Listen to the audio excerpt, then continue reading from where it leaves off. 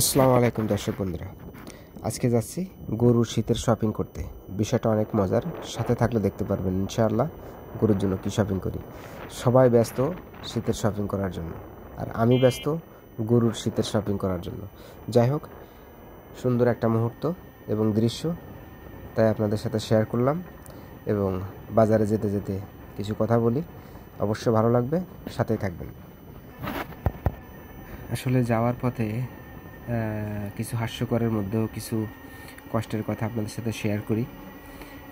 বিদেশ থেকে যখন আমি একেবারে চলে আসি, তখন অনেক বন্ধুবান্ধব অনেকেই বলেছে যে দেশে কিছুই করতে পারবে না, আবার চলে আসবে। এত টাকা বেতনে চাকরি ছেড়ে চলে যাচ্ছে, দেশে যে থাকবে কী করে, থাকতে পারবে না। তো আসলে মনে অনেক জিদ যে দেশে কিছু করতে হবে এবং করে দেখাবো ইনশাআল্লাহ।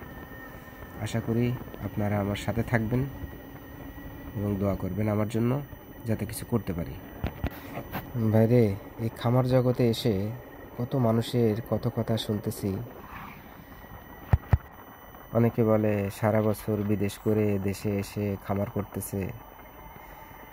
আসলে এক একজনের মতামত, এক একজনের চিন্তাধারা, কিন্তু কারোর মনের ভিতরে এমন কোনো ভাষা এবং কথা নেই যেটাতে কিনা উদ্বেগ বাড়ে, মনে সাহস আসে।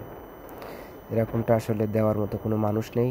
নিজের সাহস নিজেরই জোগাতে হবে, নিজের মনোবল নিজেরই বাড়াতে হবে, নিজের মনটাকে নিজের শক্ত রাখতে হবে, ভেঙে পড়লে চলবে না। ওই আশা নিয়েই আর কি শুরু করছি। যাই হোক, যখন আমি গরুর খামারের কাজ ধরি, তখন অনেকে বলতেছে যে আমি অনেকগুলো 31টা স্টেপ করছি খাবারের, বলতেছে এতগুলা দিয়ে কি হবে। তো ওদেরকে কীভাবে বোঝাবো যে এতগুলা দিয়ে কী হবে। তো অনেকে বলে যে একটা নিয়ে শুরু কর, আগে দেখ কি হয়। তো আমি কি আর বলবো, হাসতে হাসতে বলছিলাম যে ভাই, একটা নিয়ে কি গরুর সাথে খেলা করব? এখানে ব্যবসা করতে নামছি, একটা দিয়ে কী করবো? ওই একটার টাকা দিয়ে তো আমার সিগারেটের টাকা উঠবে না। তো যাই হোক, এক একজনের এক এক ধরনের মতামত, এক এক ধরনের চিন্তাভাবনা। যার যার চিন্তা নিয়ে শেষে থাক। নিজের উদ্বেগ এবং নিজের ইচ্ছা এবং চেষ্টা সম্পূর্ণ লেগে থাকতে হবে, ধৈর্য ধরতে হবে, আল্লাহর প্রতি ভরসা করতে হবে, বাকিটা আল্লাহর ইচ্ছা ইনশাআল্লাহ।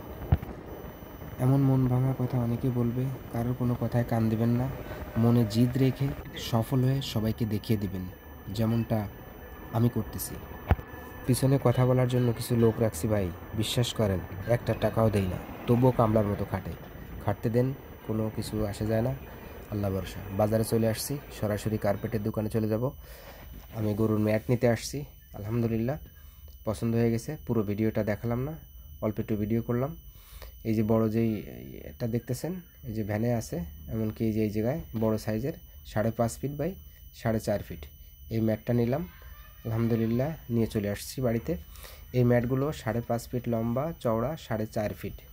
600 টাকা ফিক্সড রেট ছিল। আমি সবচেয়ে ভালো কোয়ালিটি দেখে এটা নিয়ে আসছি, 20 টাকা করে পিস প্রতি কম দিছি। আলহামদুলিল্লাহ, যাই হোক অনেকটা ভালো লাগছে আমার কাছে। একটু সফট টাইপের আছে, এরা আরামদায়কভাবে এরা থাকতে পারবে ইনশাল্লাহ। আশা করি ঠান্ডা লাগবে না। আর নেক্সট ভিডিওতে আর কি আনলাম ইনশাল্লাহ, এই ঠান্ডার উদ্দেশ্য করেই কিছু মাল সামানা কেনাকাটা করছি এবং কিছু মাল আসতেছে আরও। আলহামদুলিল্লাহ এই নিয়ে একটা ভিডিও করবো ইনশাল্লাহ, আশা করি।